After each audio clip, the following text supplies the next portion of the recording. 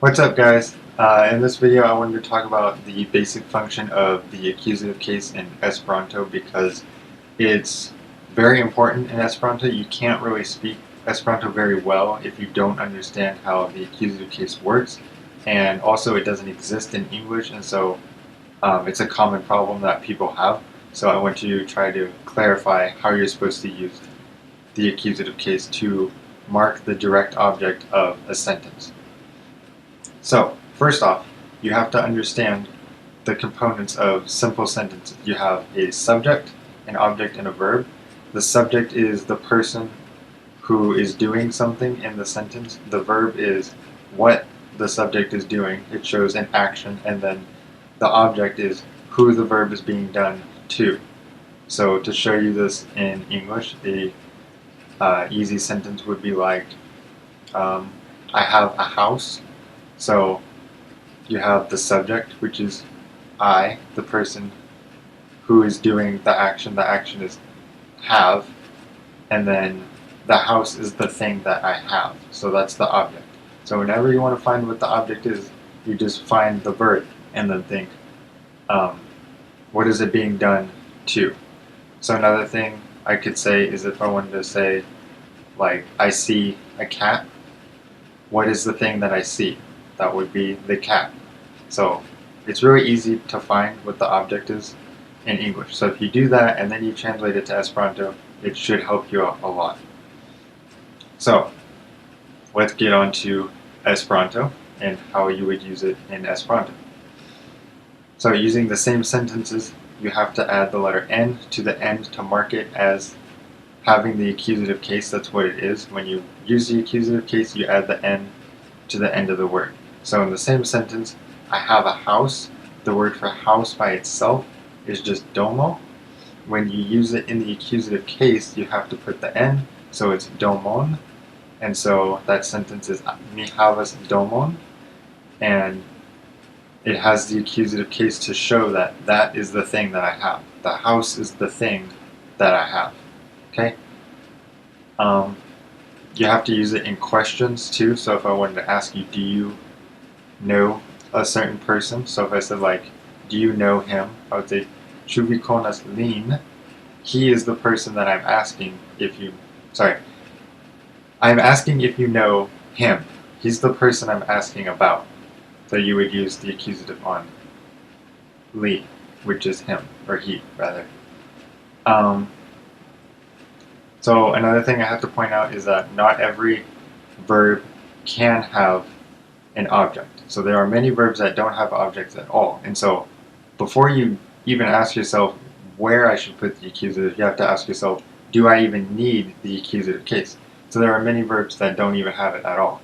So an example of these would be esti, which just means to be. You're never going to use an object with that because it can't have an object. And also any of the verbs that end in eg will not have an object either. So once you've decided you need to have an object, or you do have an object, just ask yourself, what is the verb being done to? And then just add the N on it, and that's pretty much it. So right now I'm just going to give you some more examples so you can see how it works. So if I wanted to say, I'm holding a book, what is the thing that I'm holding? The book. So the book needs the accusative case, so that would be mi tenas la libron. I'm holding the book. Similar sentence, I'm reading the book. What is the thing I'm reading? The book. So you need the accusative, so I would say mi legas la libron. Okay, it answers the question of what am I reading? I'm wearing a shirt.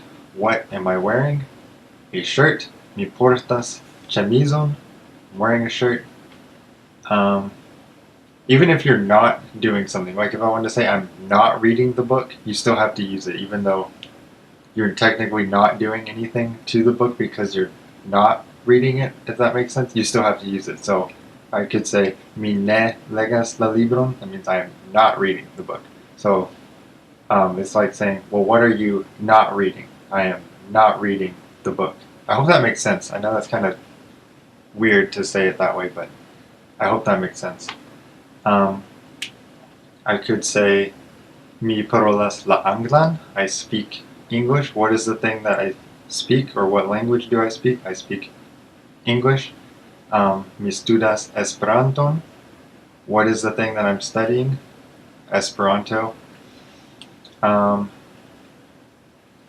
If you sense something with any of your senses, like you see something, you hear it, you're listening to it, you feel it, any of that thing, you use the accusative also. So if I said mi vidas vin, I see you. What is the thing that I see? You. Mi aŭskultas muzikon. I'm listening to music. What is the thing that I'm listening to? Music. Yeah, so that's pretty much what it is. You just ask yourself, what is the thing that he's doing the verb to, and then you just add the N to the end of it. That's the basics of how to use it. There's more that you need to know, but this is good enough to at least start you down the right path, I guess. And also, you have to note that because of this, you can flip the words around and put them in different word orders. So it's very common that words won't be put in the same word order as they are in English, and that's because the accusative tells you what the object is in the sentence. But I'm hoping I will make another video about this in the future, and I will talk more about that later. But I hope this has been helpful and you understand this a little bit better at least. If you have questions, go ahead and ask your questions. Thank you for watching.